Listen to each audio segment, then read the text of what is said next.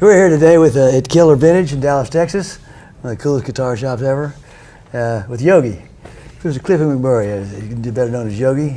He's an old hand, the real deal, a bass player, one of the best. Say, Yogi, how you doing, man? I'm doing fine, Richard. How about yourself? I'm doing okay. Thank you.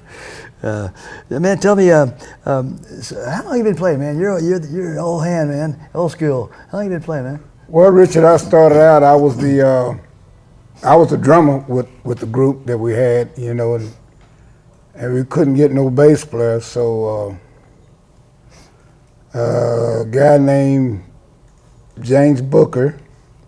He was upright bassist in my little hometown of Roswell, New Mexico. You're from Roswell. Right, and at my 8th grade history teacher, John Tipton, he was also an upright bass player. That's how I got started in a transition over from drums to bass. Uh-huh. Yeah. About what time, what year, when did you start playing? Ooh, man, that was back in the 50s, I guess late 50s. Yeah. Late 50s? Yeah. Uh-huh. Wow. When I started playing bass in the late 50s, yeah. Uh-huh. Yeah, you said you've played all over. Who all have you played with? Well, the first national known artist that I really played with was Roscoe Gordon. Oh. Yeah. And then I played with Freddie King. This back during the era of the 50s. I played with Bobby Bland. I have had opportunity to play with B.B. King for a short time because his bass player at that time got hurt in the automobile accident. Uh-huh. And the drummer with B.B. King, Sonny Freeman, guy out of Detroit, Michigan, him and a mentor of mine, Billy Whitmore, the guy that really taught me how to play drums, were real good friends. They was in the service together. Uh-huh. That's how I got to meet B.B. King and his orchestra and stuff, you know, because some of the guys in the band, some of the older guys are real good friends of mine. And I had the chance to meet him at the Comanche Bar in Clovis, New Mexico. Mm-hmm. And Bill took me over to meet Sonny and the rest of the guys in the band, Leotis Williams and Was those Calvin guys. Owens with him then? Was it Calvin Owens with B.B. King at that time? He was a band leader for a long time. Trumpet player. A guy named Sonny Fisher. Kevin Owens wasn't with him at that time, no. Kevin Fisher, and he had a tenor player named Robert Skinner. He almost transited, he went over to Bobby Bland back during that time. Really, all those guys was playing with a guy named Eugene Church. Uh-huh. His biggest hit was Pretty Girls. Uh-huh. And that's how I got a chance to meet all those guys. And we was in Chicago and they was putting together a tour. And Roscoe Gordon was the only artist out of these artists that had a band at that time. And I was playing with Roscoe Gordon, so they added Freddie King to the tour, and they added T-Bone Walker to the tour. And out of that tour, that's how I got a chance to get to Dallas, Texas. Uh-huh. That's what brought me to Dallas, yeah. I see. Playing with B.B. King? No, I was playing with Roscoe Gordon. Okay, so at the time, Roscoe, yeah. okay, uh-huh. I'll be darned. And how I got the opportunity to play with B.B. King, they had a real bad accident. Some of the musicians got hurt. And B.B. was in Fort Worth, Texas. This was in 65 or 66, I believe. And Christmas Eve night, and Sonny Freeman knocked on my door. And I said, well, man, you know, we need a bass player.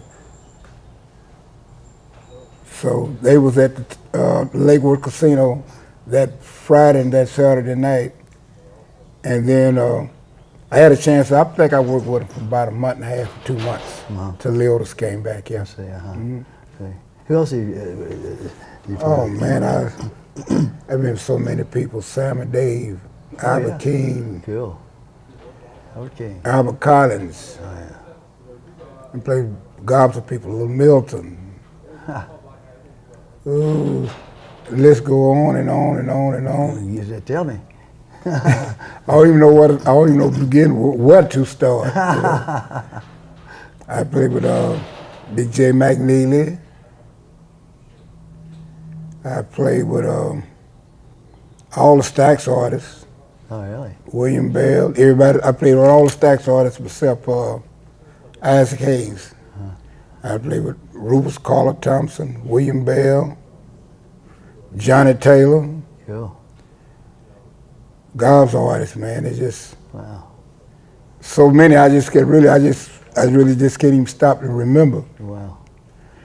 But I have had opportunities to play with a lot of great artists, a lot of great musicians, you know. I even had opportunity to play with David Ruffin. Yeah.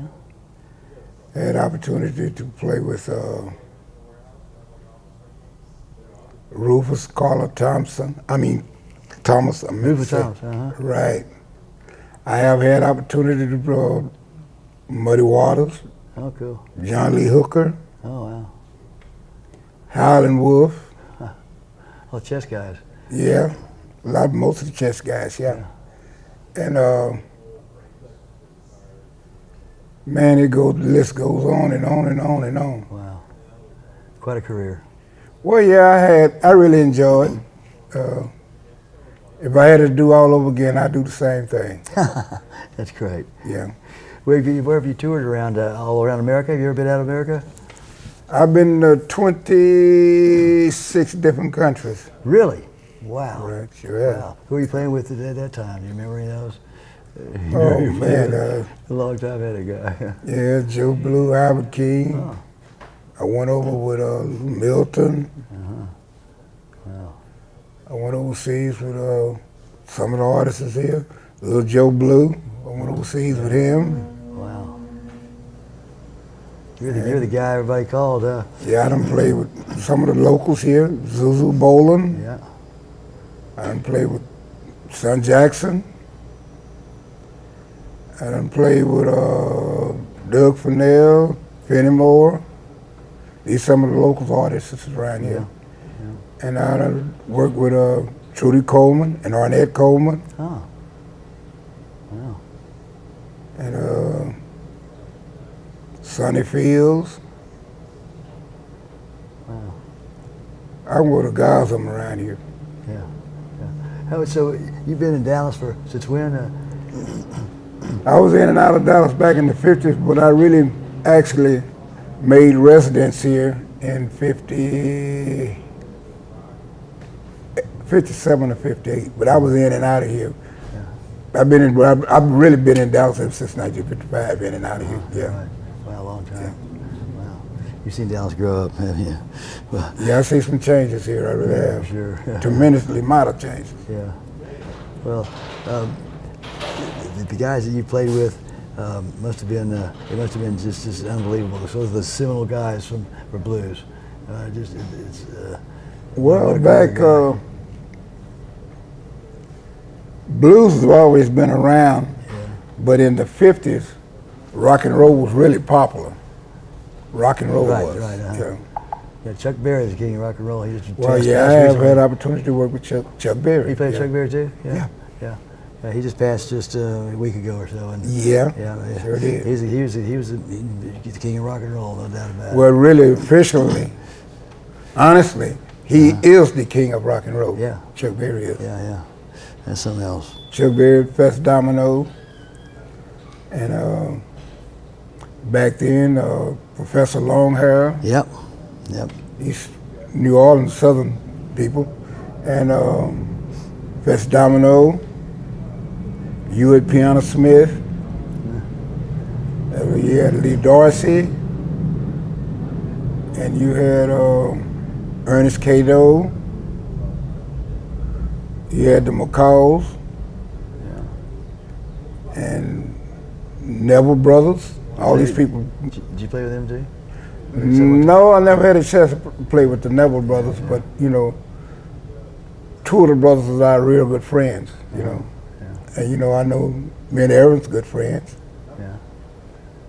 Are you on a lot of records? Have you recorded much with these? Really, out of all the playing I ever done, only somebody I really recorded with is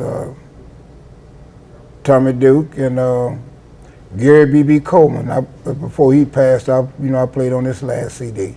Mm-hmm. Yeah. Yeah. How old are you? How old are you? 81. 81. Wow. Yeah.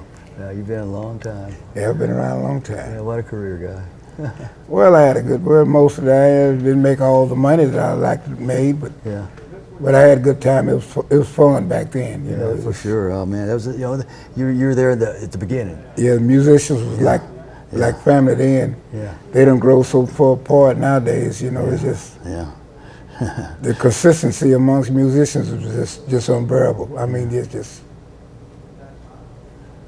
biggest dollar sales in all the musicians here in this town.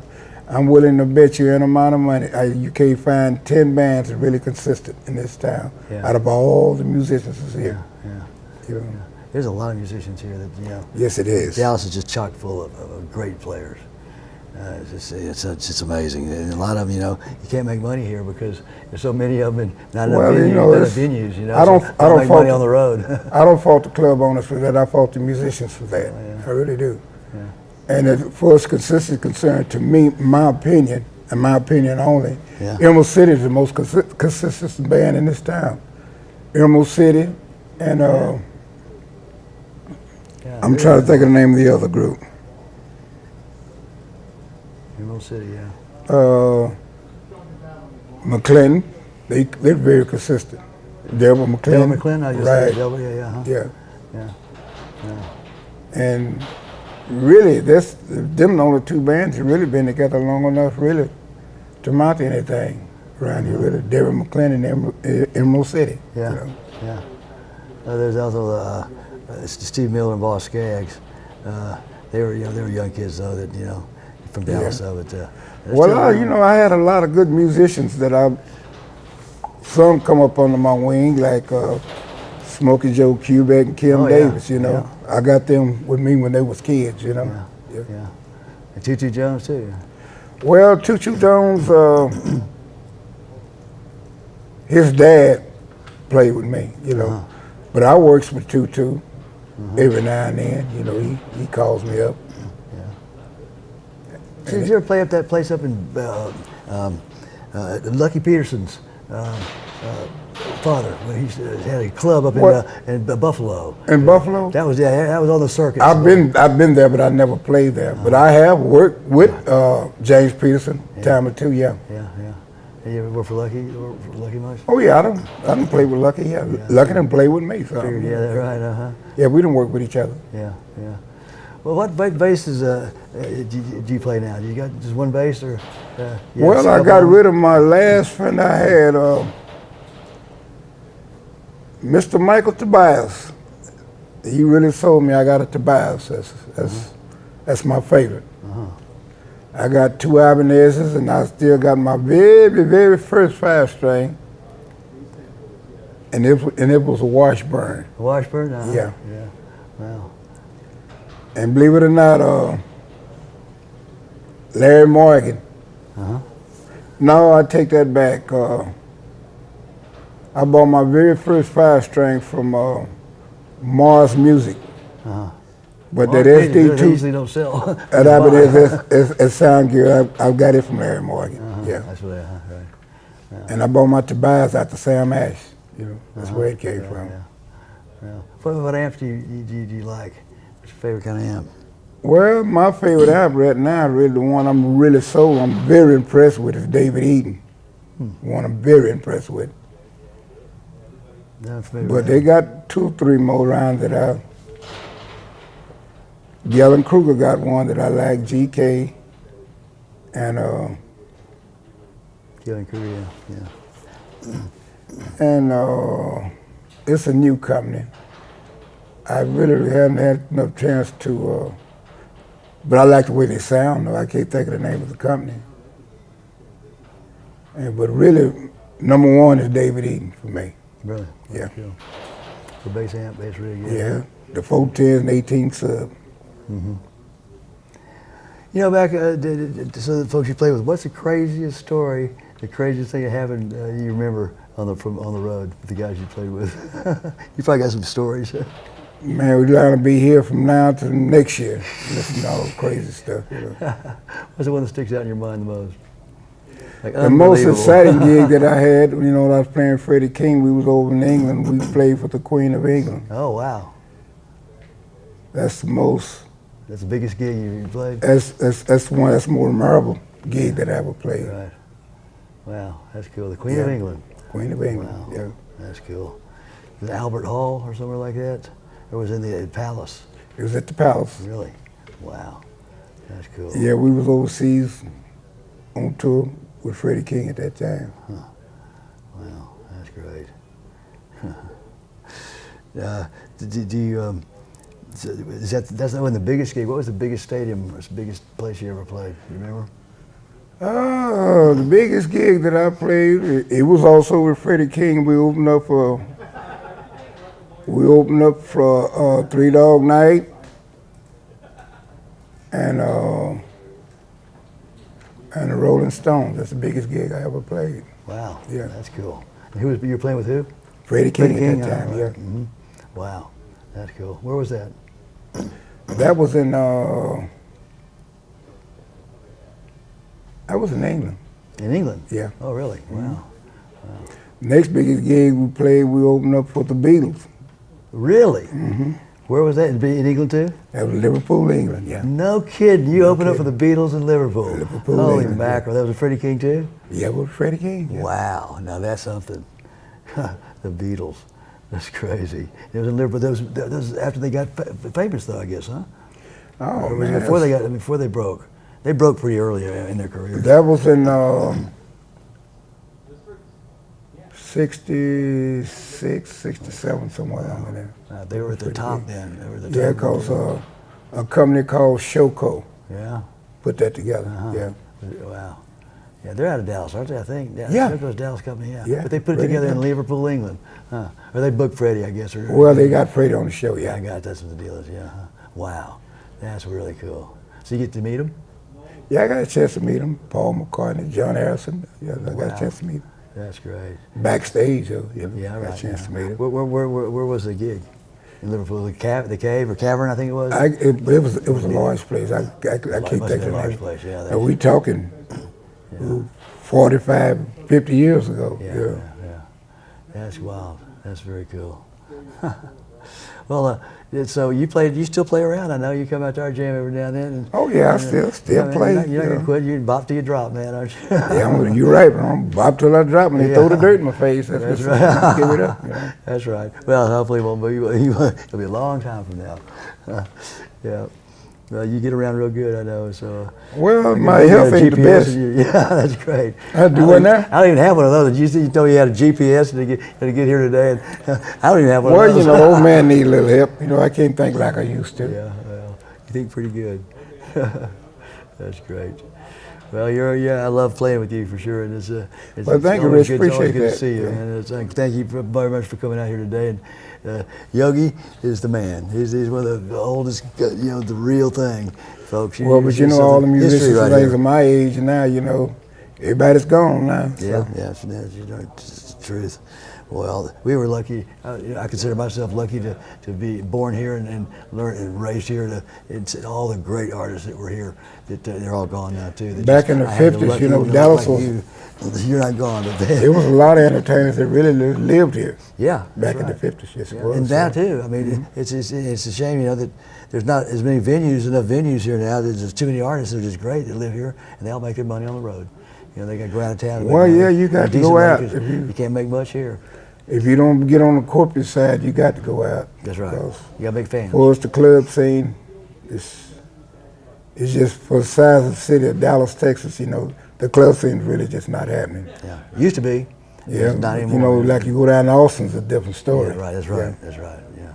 It's All what's going on in Austin, they should be ready in Dallas, Texas. Yeah, it used to be like that here in Dallas. It was, yes, it was it did. great, But just, bars closed. That's what they do. Yeah. Pretty much, Well, thanks a bunch, Yogi. I really appreciate you coming out today. Sure. Man, I love seeing you, man. God bless you. Yeah, thank you so much. All right. Y'all take care. And Mr. Yogi here, you remember this one. All right. See y'all soon. Killer Vintage, Dallas, Texas.